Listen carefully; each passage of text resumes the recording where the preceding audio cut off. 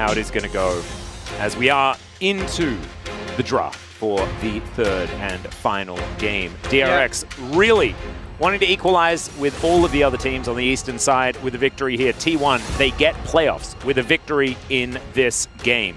Yeah, I mean, DRX, if they lose this, are locked out of the top 5. 6th is still possible, but becomes so much harder. So much to fight for on the back of this. And going out with the first ban being Kai'Sa makes complete sense. You do not want to give that over. Yeah. And looks like we're having a bit of issues. Maybe T1 were like, no, we want to play Kai'Sa. So, yeah, we're gonna have to restart this draft and see whether Kai'Sa can actually get through this time. It is a bit of a it's a bit of a roulette situation when it comes to draft, because you never really know what your opponent is going to ban. Yeah. So they're gonna go for no. That's not what's happening. I think we just popped out and we're going to get the lobby set back up again, and we'll jump back in. Yeah. Hopefully it's not more of an issue than that. But as you can see, looks like just a couple of members going to be diving back into this one. Yeah, so hopefully we'll be sorted out in a second. I think ultimately, DRX's draft from last game really helped them out, went a long way, but also T1 kind of opted into it. I think that's been the issue with both games so far. Not so much that the team that won had like some, you know, unbeatable, godly draft that just dominates anything else. It was more so the team who lost hadn't given themselves the tools to deal with the winning comp.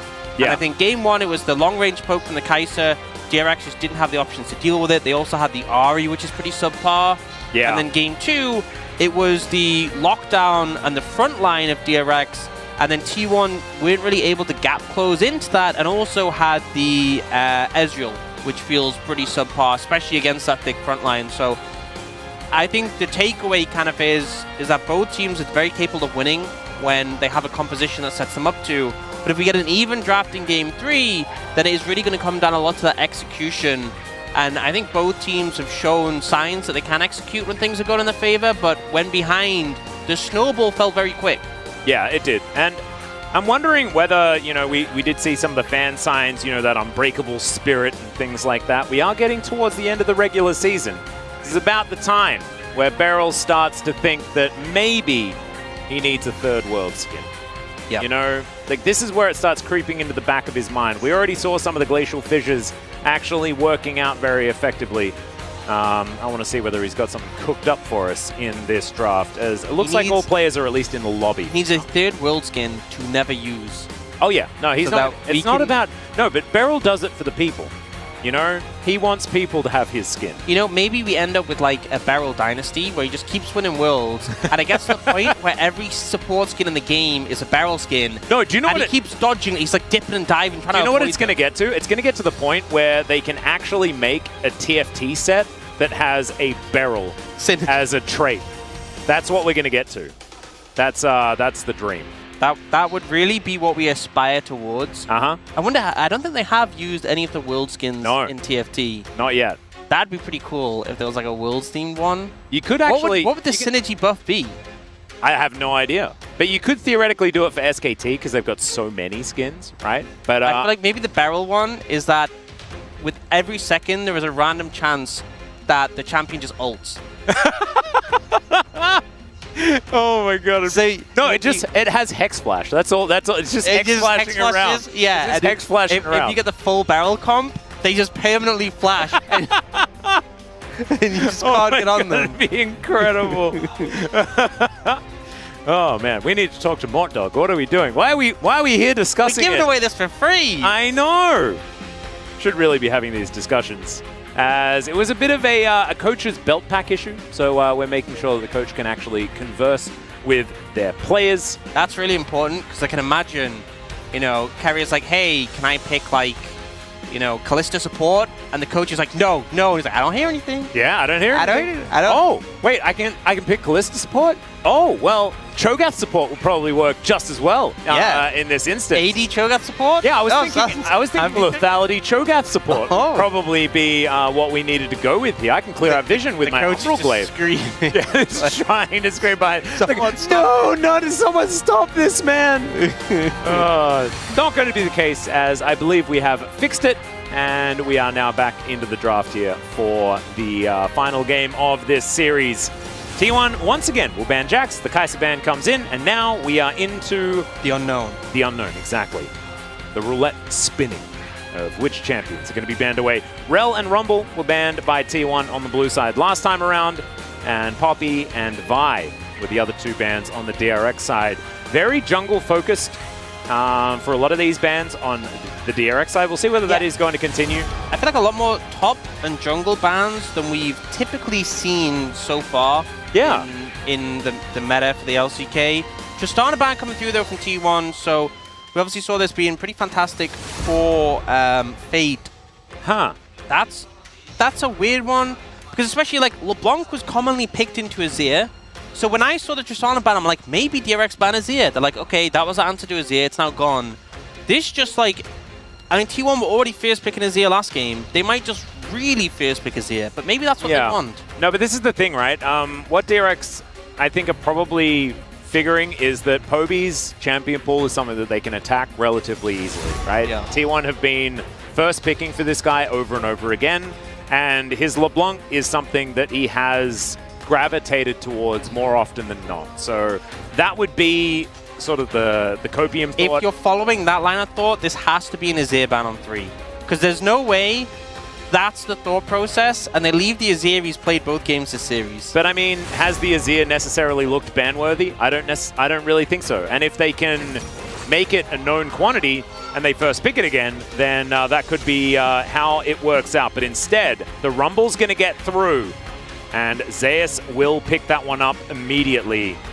What is Rascal's answer? I very much hope that it is not a Renekton, although Renekton Sejuani is still available. Maybe just pick Renekton and really Renekton it up. I think that's sometimes Rascal's maybe it's just not enough Renekton when we need more Renekton, and that's the counter to Rumble. You just have to Renekton all over the place. Rel going to come in from DRX, so obviously offers that flex. I'm not sure how I feel about this, because if they wanted to go towards the Sejuani, this kind of limits it, but we've shown from game 1 how powerful that flex option can be, especially now that it's on red side, so you can save the flex till the very last pick. You just pick like Rel Maokai. You're like, where is it going forever? You just never know. Yep. And they are opting now for the Xayah with all these AD carry bans. I think it makes a lot of sense. And T1, wouldn't surprise me to see them pick up an AD carry in this rotation, just to secure it, as obviously the pool does get thin pretty quickly otherwise. But it looks like they will once again lean towards that Azir. And it looks like it's going to be 3 Azir games for Poby if they lock this in. Could certainly be. I don't really like picking extra magic damage when there's a Rumble. Disincentivizing the ability to for the enemy team to stack magic resist is generally a good idea. I think especially with Xayah, a very common Xayah build we've seen has been Kraken, Navori, on 3. And the Vi coming in, which is weird to me because it's obviously objectively a strong pick, but the only carry you've seen from DRX is a Xayah, and Xayah is pretty good at not getting Vi'd. Yeah. Especially since they nerfed on this patch the cooldown of your ultimate. So the thing is, like, there might have been windows before where your ult is up and Xayah ult's still down. Those windows have been closed, or at least, you know, maybe... it's a lot closer now. Yeah, it's a lot closer now. So you only need to play a lot safer for a little bit as Padak on this Xayah. K'Sante going to be locked in here. The Renekton was available, but Rascal was feeling himself in the last game on the K'Sante. That is what he's going to opt into. Yeah. We did see the Aftershock K'Sante working out relatively well into the Rumble matchup. Yeah, I think it's just better. Correctly. I think a lot of K'Sante matchups, even the harder ones, you can kind of just like weather the storm. That's why most counters we've seen for K'Sante, like Gwen, have kind of been, okay, well, I don't necessarily kill you early, but I will scale to the point where I can. And I think that's why it kind of works. So you can kind of just hold out in the laning phase and be stronger later. But the thing is, T1 didn't pick an AD carry, and we saw them struggle with the Ezreal last game. And now the pool is just going to be targeted. Aphelios taking off the cards, a pick that has dropped in priority since the nerfs. But here, you know, we could see them throw a ban towards, they're going for the Draven actually, which is obviously a good matchup in Xayah. There's still like the Zeri available. Yeah, a little bit worried that we're going to get to Zeri territory. Yeah, that is one of the concerns. And if Gumayusi is like, because we saw even on the Ezreal, there were moments where Gumayusi was able to find the space and actually win out in a few of these team fights. If he's on Zeri, then you just instantly win them. Yep. If you have any sort of advantage So we'll have to look and see what this final ban's going to be. Going to be the Rakan, just trusting that Croco can play the Rel jungle, wanting to take that one away. Of course, Beryl has been very good on Rel in the past, and Rel in solo queue right now, I believe, is paired with Xayah even more than Rakan. Yeah, I mean, I feel like the duo is good, but you're not forced into it. But now the question is, what will DRX play mid? Because the Ahri really didn't cut it. The Jace is pretty cool, though. Yeah, this is also one of Fate's picks that he's liked for quite some time as well. As there, you knew it was going to happen, right? As Zeri Alistar. You know, and DRX could bring out something other than the Rel in the support role. And with the Maokai... Now we don't know. Now we don't know, but the thing is, when we see Jace, Maokai-Jace is such a common duo, and they do need some AP damage, which you're not really going to get from support Maokai. So we'll have to see if they opt to keep it in the support role. I do think, obviously, the fact that you're up against Alistar might make people expect that they'll put the Rel in the jungle, but I think based on the Jace being mid, based on the fact they need some AP, this kind of makes sense, and... Yeah. I mean, T1 have Zeri. They do. Look, T1's composition does do a heck of a lot of damage and team fights pretty comfortably in the later stages of the game. DRX have been finding some of these snowballs, but there has often been mishaps. There have often been windows where T1 can find parity. It took until 24 minutes for DRX to find any sort of advantage in the last game, and that was the only one they were able to take a victory in. And it could be more difficult now. I think it's typical when you're facing a Zeri comp. You have to kind of be perfect with how you play the game, because if you make a mistake in one team fight... Isn't that a perfect portrait? That is gorgeous. The illustrations. And it's very Rel. Oh, actually, no. I take it all back. That barrel had legs. Oh. That's not how Rel works. No. The horse is the legs, okay? She is Pants, the champion. Okay, Never thought about it. You'll point it out in game. Yeah, I'll just try and move past the disappointment, as T1's composition looks pretty scary, especially with this rumble towards the top side of the to the top side of the map has been banned throughout this series. DRX though could get things done a little bit earlier on. We'll see how it is going to go as we jump into the Rift for the third game.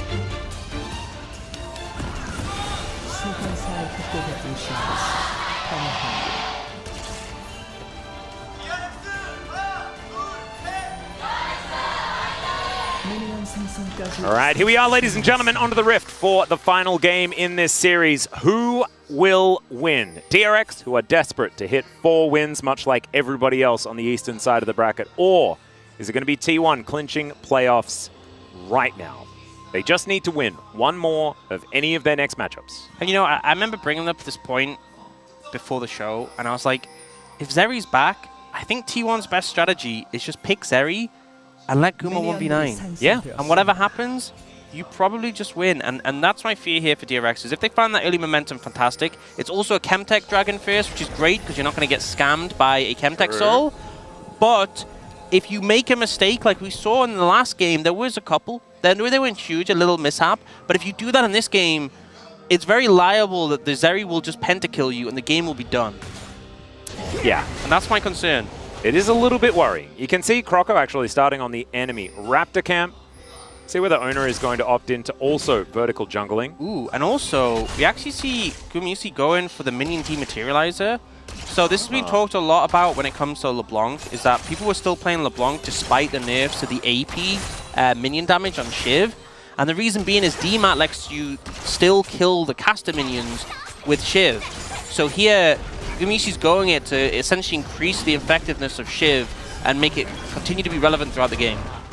Interesting. We did see that it was the first item built last time around. Shiv Navori is generally the way. We've seen a few different third items coming in, as I think that we also had a Runans yesterday. Yep. So quite a few different options here as Fate is going to take a bit of damage here from Poby. Croco was unseen as he's now heading towards his red buff. And walks over a ward, but I think he should be able to fill himself up on popcorn chickens pretty comfortably here, as Oner is going to cross towards this ward, actually going to be fighting Croco, but the Vault Breaker is not going to find the Maokai. The Jace not moving over just yet. Is on the wrong side of the lane here just a little bit as in goes Poby. I don't know about this though. The Bramble Smash does come down. It's a decent shock blast, but there is the Vault Breaker onto Fate. He doesn't want to flash. He's going to have to in the end and just barely survives. That was very close to being a pretty bad time for DRX. Fate really playing it close to the wire there. But does bait out the flash from Oner, which is positive, but Croco's still level 2. He can't really contest his Vi and will just be kind of at the bane of Oner's aggression, and now he's going to go towards the red. The good thing is that he forced a smite from Oner, but you can see it ticking away. It won't be long before it's up and available, and Croco is just getting forced out. And if you remember, Game 1 was a game where Oner built up a massive lead in the jungle. Looks like it might be a repeat in this match. Certainly is. Zeus with his scrap shield, not going to be too worried about these saplings, and Croco really at risk of just losing this this red buff. And honestly, he could have cut his losses, right? He's already taken Raptor's red from Oner. And now, Oner not going to be able to steal this one away. Level 3 for both of these junglers now. As Gumayusi is in a bit of trouble here towards the bottom side. Puddock trying to find some autos.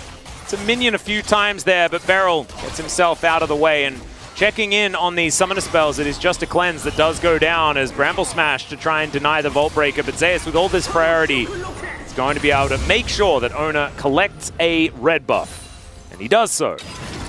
Yep, and now he's just going to go for a recall. You can see Croco moving in to try and steal away some camps in return. Raptors are the best camp. They are. That is the only thing that Croco really... He's on like it's a pure Raptor diet. Like, most of us wouldn't really understand, but Croco's really just... They want popcorn chickens. Yep. And the thing is, they're nice, because you can get in, you can get them, and it's very easy to get out. I feel like the other camps, you have to commit so much more, and it leaves opportunities for Vi to smash you in the face. So, quickly gets in, gets the camp, will also get the scuttle, and doesn't have to go too over-aggressive in that situation. So, compared to Game 1, where there was like a massive lead built up, this one doesn't feel nearly as severe.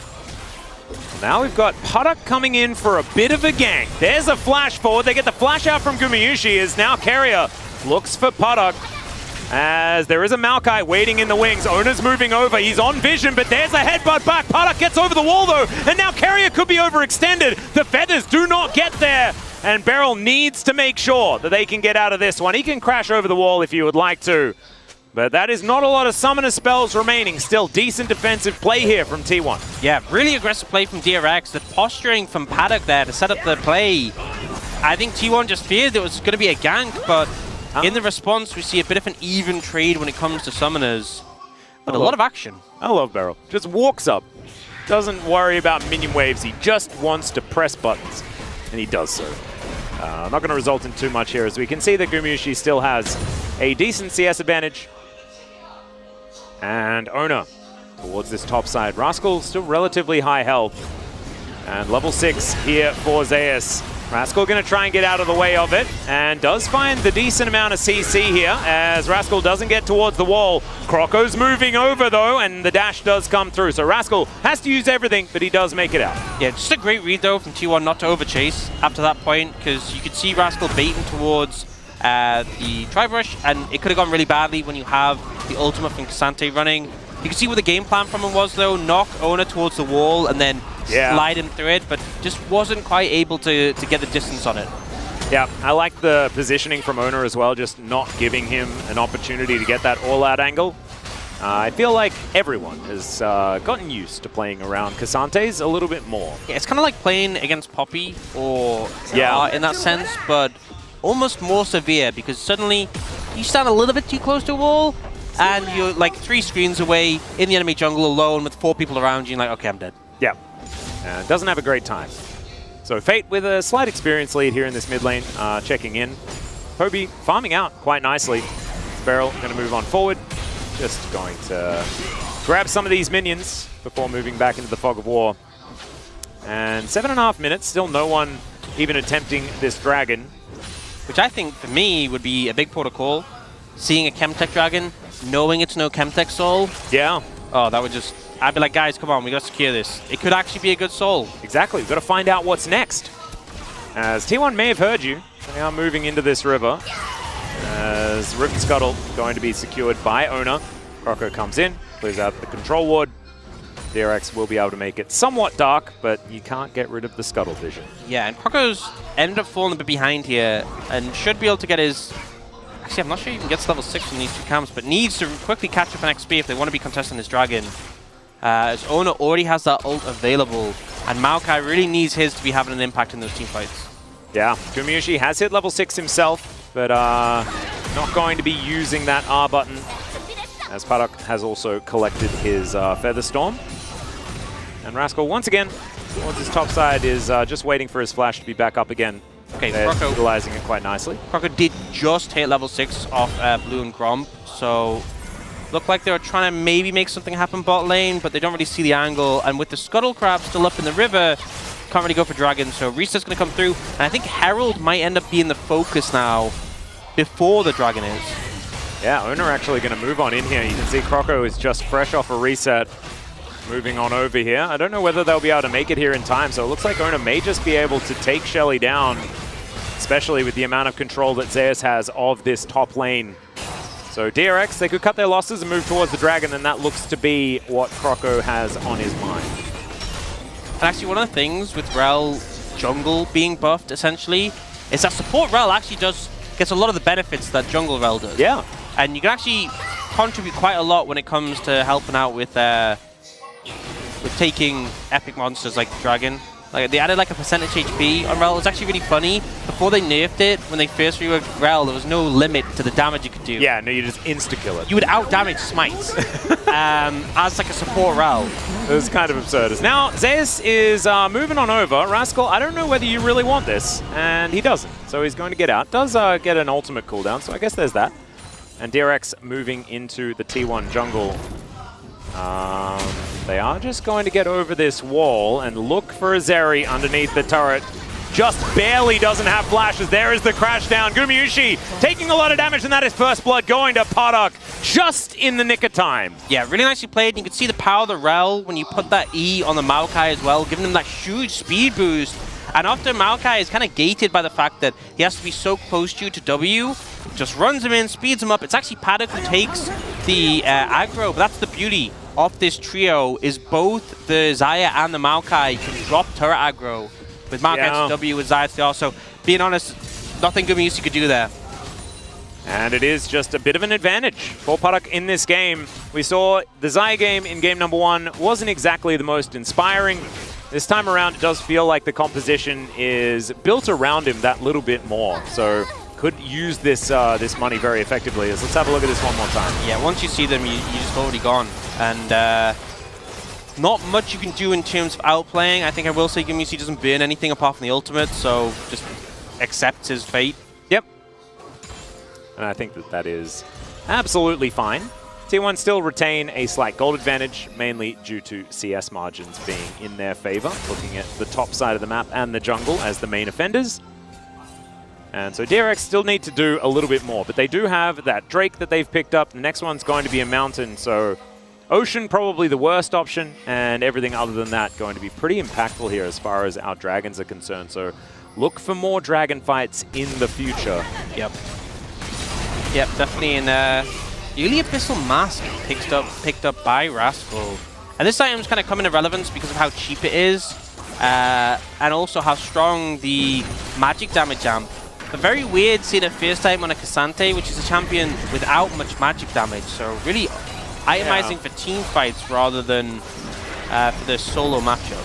Well, Cannon is going to go completely awry. I believe the turret also killed the Rift Herald, so a little bit worrying there for DRX. Not getting the majority of that money. Still, Gumayusi very happy, does have his static shift now completed. And let's see if Beryl decides to go aggressive. Again, the Magna Storm back up and available, as another plate is going to be consumed here. I think the problem is, this is why the Shiv is still so powerful, because you get to this point where, you know, DRX are just trapped on the turret, and you're just going to permanently have Prio on a Zeri, which is a champion who typically doesn't have the most wave clear. You can see they're a little bit behind the damage it needs to take out those casters, but it's not much. No. He'll be there pretty quick. And Oner now maybe moving towards this top side. looking for a Cassante. A difficult gank angle, especially with Flash now up and available. And the best thing here for T1 is the fact that Poby has just been happily farming. Has a slight advantage up against the Jace. Fate's really been kept under control this game. And he's coming off a POG. He was very important for DRX in their last one. This time he's been somewhat muted. Does have his Duskblade now online. Still stacking up the tier though. And we haven't really had any sort of engages just yet, right? Like we've had the dive in the bottom lane. Gumayusi, no options there. Hasn't really been a skirmish or a 5v5. But with Dragon in a minute 10, that should be it. That should be it. And obviously, Mountain, pretty impactful in terms of the amount of stats you get from like one Dragon. It's pretty big, but it's setting up for a huge soul. And especially when games are close like this, if you can get that second Dragon for DRX, it can make all the difference leading into the late stages of the game. Yeah, I agree. And I hope Rascal builds a Sunfire Cape as quickly as possible, because otherwise that Abyssal Mask just makes me feel sad. Yeah. It's just not going to be doing anything. And I mean, he'll help out his team, but it's not even like he has that much AP in his team. He just has the Maokai, and the Maokai has actually gone Radiant Virtue. So they both now need to build Sunfire Cape for the ultimate 2-item spike. Yeah. That's what we're hoping for. See whether it is actually what comes to fruition. As Rascal will shove out this wave, Zeus moving back towards the top lane with his Demonic Embrace now intact.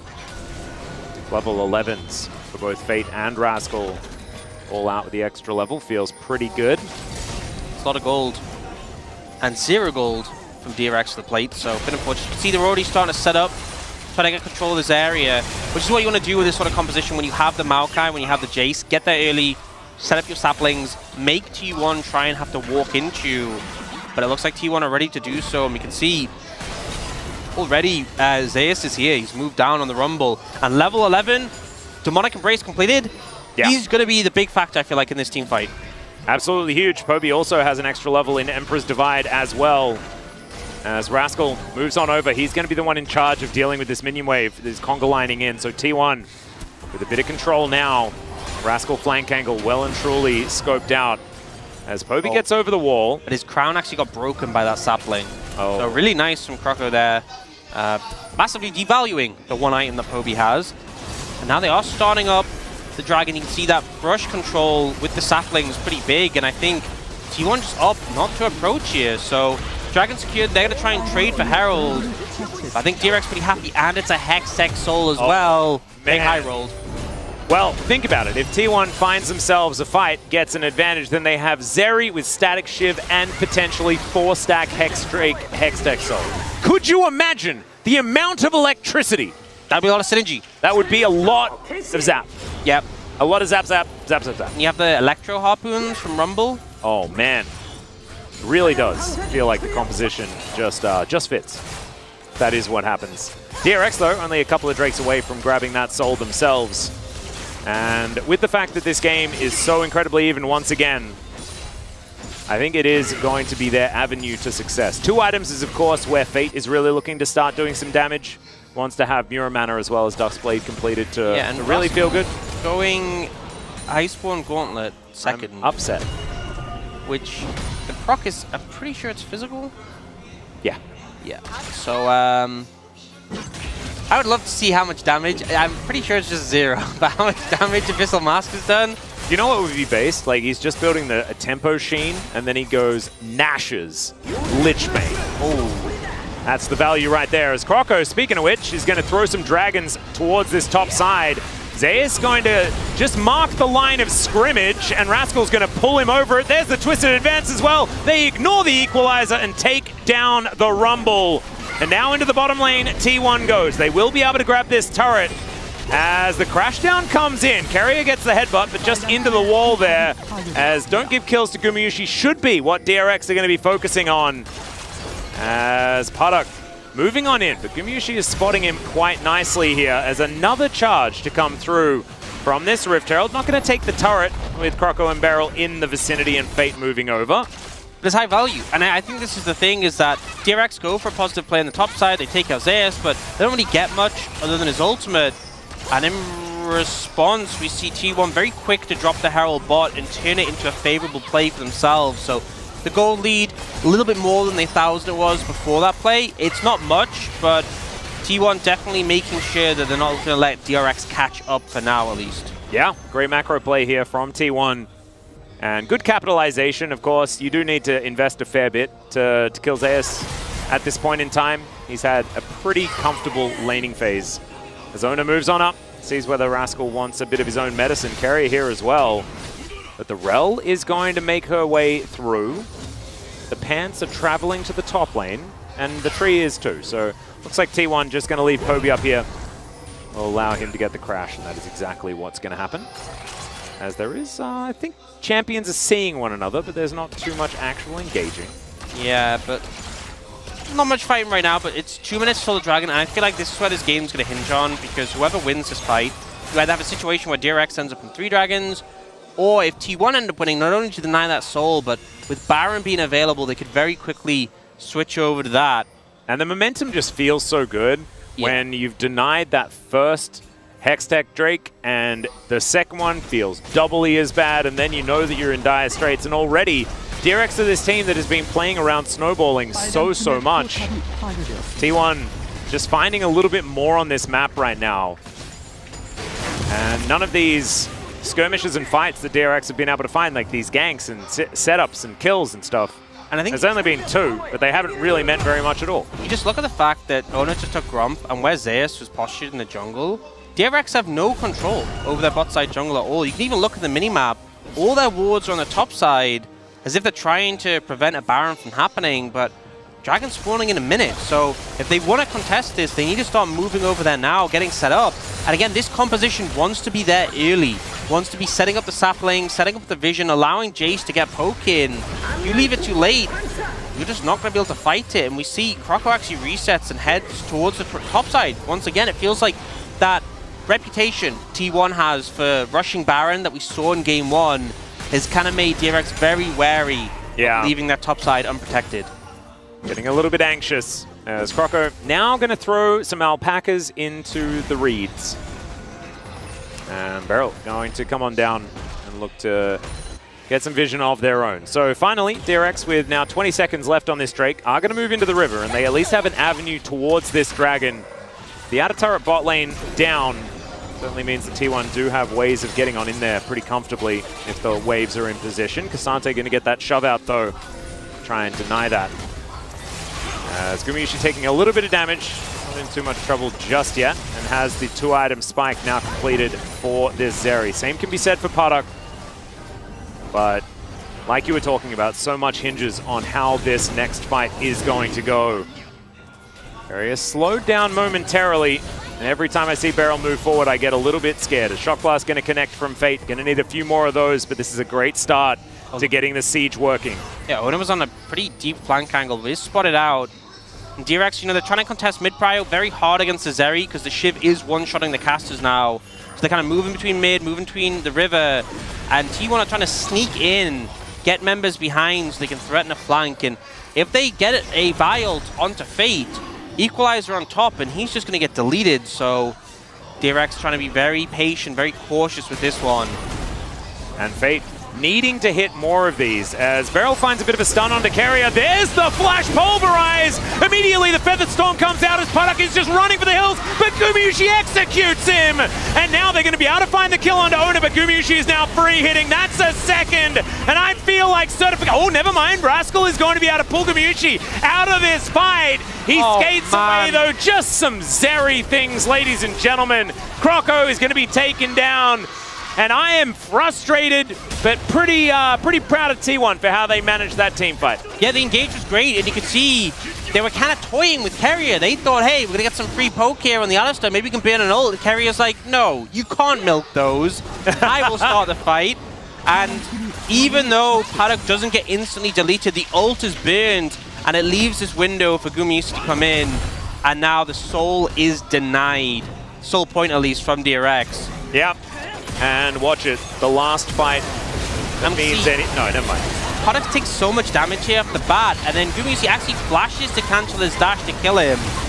And now Fate is already low, Gumayusi's cleaning up, and here's the thing, any other AD carry in the game, and you just die here.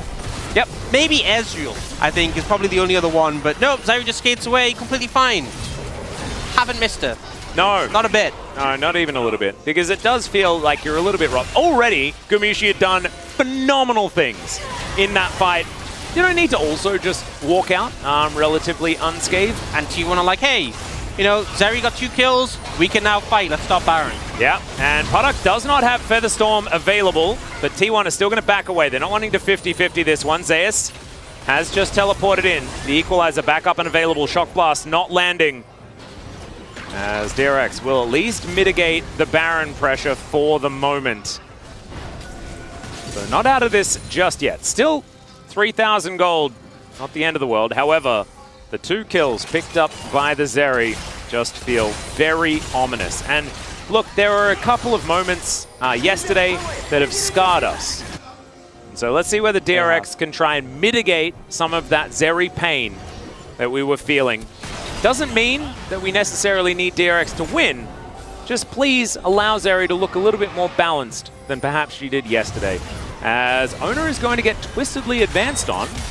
Is going to trade that for a cease and desist. There is a Nature's Grasp as Croco's like, you can press R, so will I. There we go. Yeah, honestly, I thought that play was pretty good because clearly Oner didn't know that the rest of DRX wasn't close. I'm like, you just got Oner's ult for free. And it's a longer cooldown this patch. And then Croco's like, you know what? I'll make it fair. I'll trade ult. Yeah. You didn't need to do that. You didn't need to do that. He's a gentleman. That's what Chronicler would say, the leader of the Croco fan club. And gentlemen just trade when it comes to Arbit. Fair is fair. But unfortunately, T1 also grabbed that mid-tier 1 on the back of that. Yeah. And 3 towers to 0. It feels like the amount of space that DRX have on the map is just being forced backwards. And T1 is just going to be able to expand more and more. And you know, I was saying about the DRX composition, wanted to be on objectives first. That gets so difficult when you don't have those towers, those safe havens to back you up on the map. Yeah, it really does feel like their map is shrinking while T1 are taking more and more control. It's like a game of Risk right now. More territories being owned here by the T1 squad. Still, it does mean that there is a fair bit of standing gold. So if DRX can get themselves into a position where they are able to win a team fight or steal a Baron, then that could be a big swing in gold. And their Baron power plays so far this series have been a little bit stronger. We'll just have to see how they're going to be able to play this one out. But right now, it really does feel like T1 have everything moving in their direction. And Lord Dom's now complete for Gumayusi. He's going to be doing a lot of damage. He's Zerian. And you know what? I'm not sure you even needed Lord Doms this early because although there's bulky people near the team, there's not that much armor. But he's going to grab it and he's going to hit. And now DRX are starting the Baron. They are. DRX looking for a little bit of a turn angle here as Keria does have his ultimate available. So even if they engage on him, he will be absolutely fine. Gumayusi moves over towards this control ward. And DRX not going to go for any sort of engagement. Yeah, jostling for position here. If DRX do start the Baron against a Rumble, then it'll kind of be like a turn and then you burn situation. See what you did there. Yeah. Not fun. And they have a tree, and trees don't like burning. They're very flammable. Yeah, they are. Or, I mean, I don't necessarily know. I haven't asked one, but I imagine they're not super keen on it. Although it does happen quite a lot. Yeah. Well, Dragon up in 45. And we kind of highlight the last Dragon like, this is the point. That'll decide the game. I mean, honestly, maybe it did already. And we just haven't necessarily seen the full effect yet. As T1 haven't decided that the trigger needs to be fully pulled. However, I think the bullet's in the chamber now. You know? Like, I feel like T1 winning that fight really makes sense. Does Zeri Zappy Gun have a chamber? I guess the battery's in. Yeah, right. You know? I think of it as, you remember when Halo came out and they had those electricity, like the energy guns? Oh, like the plasma. And we're like, yeah, how are they supposed to have a clip? You know, it doesn't really make sense. But then they have a battery. Yeah. That's how I charged. Yeah, I feel like the battery is fully charged, which is equivalent to the clip. As Zeus is just going to start off the Drake. That means that DRX can get full control of this Baron, but missing out on this Hextech Drake means that reality of the Ultra Zappy Zap lady is very, very close, and that's scary to say the least. As Keria is going to be moving on in here. DRX need to... Okay. They may have just caught him out of position here. In goes Beryl. He just crashes down. The Unbreakable Will is in. But he is dead. He's buying a fair bit of time. But Zeus is taking the Drake, and they're taking an inner turret as well. Still, DRX, all they want is Baron. They might be able to at least make sure the Baron isn't on the map, but Oner, he could have the opportunity to get this steal happening. They have no vision of what's happening here as Rascal, he gets over the wall. They secure the Baron as now they get on top of Oner as well. Gumayusi, he has ulted, but DRX just need to keep him at arm's length. Oh my, is this gonna be it? I am so frightened as Rascal, he could be the first target, and oh, the Sand Soldier not quite enough to be able to take down this Cassante. And T1 not going to be able to get any kills off the back end. So the Baron does come in. Somehow it ends up being a success, and Zeus peeled off the dragon, so it worked. Yeah. Yeah, I mean, Keria is trying to get the ward over. They haven't started the Baron again. That movement speed from Beryl coming in clutch. And here, this is a very breakable will in this situation. Keria can't really do much. They're like, okay, it's fine. We lost Keria, we'll take Dragon, we'll take mid tower, but they peel off Dragon to go for the fight. And all of DRX just know, don't let Oner get in the pit. The Nature's Grasp is fantastic. And then, yeah, it's done there. And yes, Zeri could have had a Zeri moment, but they just decide, we are not going to be part of that. We're just going to up and leave. Yeah, and that is a very, I think, a fantastic idea. Because I think Gumayusi, if they had have started funneling towards him, he could have had an opportunity to find that huge moment. They do not do that. Now GA is done for Fate. You've got more of Malmortius on Paddock. Rascal is starting to take down turrets here as Poby. I mean, Cassante is one of the Shirimans. Poby's not his Emperor. That's something with DRX. They had no towers before they got the Baron. Yeah, right? There's so much gold on the map that they're just able to pick up.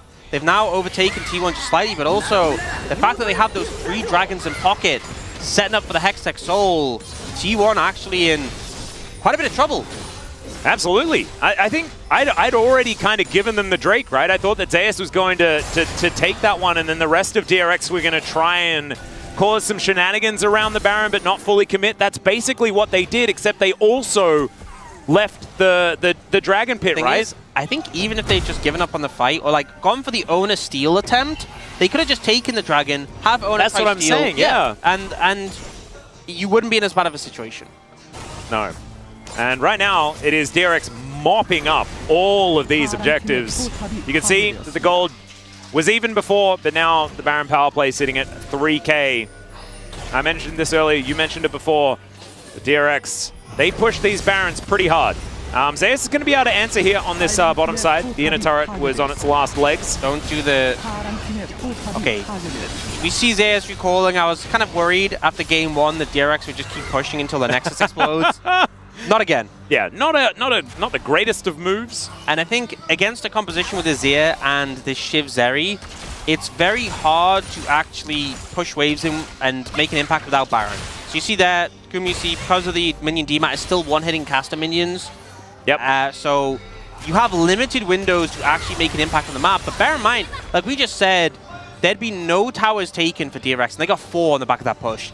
That's pretty good return on an investment. It absolutely is. And now they want to fight for this next Dragon. 2.5 minutes on that one, synced up almost perfectly here with the Baron as well.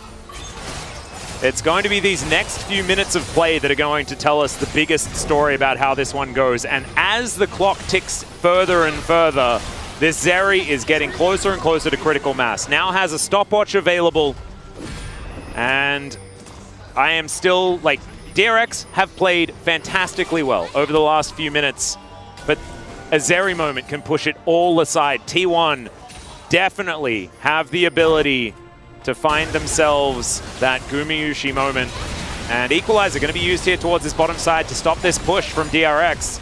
It's a teamfight tool that they won't have is now Poby trying to get to work on this top inner turret. It is going to go down, and now Rascal is going to look for him. Emperor's Divide going to be utilized. So T1 not going to be looking for any teamfights anytime soon, but that inner turret going down does help equalize the gold, and in fact, T1 will move to a lead. Now it's going to be equalized as the inner falls in the bottom lane. Yeah, so T1 did a good job of trading across the map in this situation.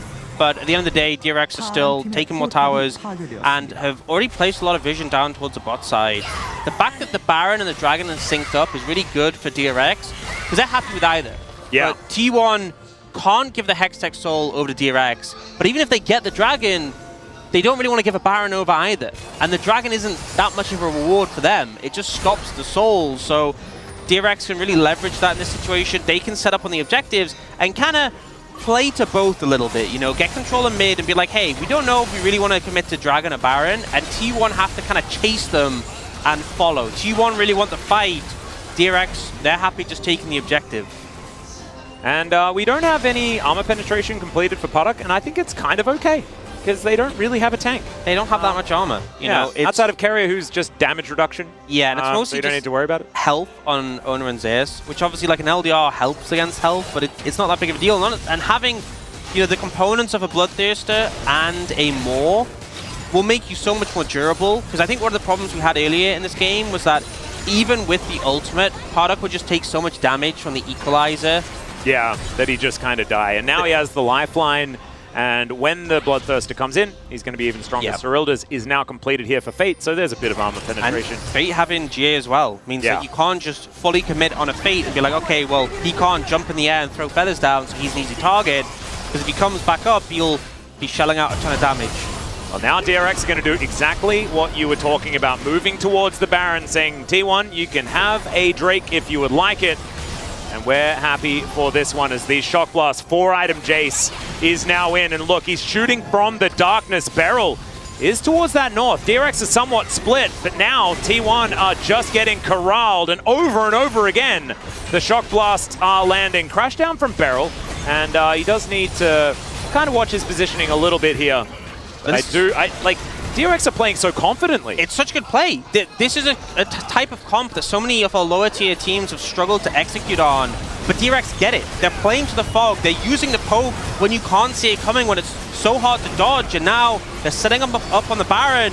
Oner has to try and get in. Yeah, it's in full darkness here as they do try and pull in Oner. He goes golden, but they take down the Baron anyway. They jump on top of Zeus, but now Gumayusi is dived in. The feathers are so good. Puddock, DRX, where have you been all season? This is amazing as Puddock is going to look for some feathers onto the pigeon himself, and Keria, he does have one carry left, but I don't think it's going to be enough. And DRX, they got the prize they were looking for. They might even get the soul as well. There he goes. That is going to be the ace. And yeah, Rascal's already in the top lane. This is the last place team in the LCK. And to go on what you were just talking about, Hawks, like, they don't look like it. No! They don't look like it. And just a lot of people were ready to call DRX's season over. It looked it. Last place, the only team on 3 wins, and just when it looks like they're out, they clutch a series against T1 and keep their hopes of playoffs alive. They do. They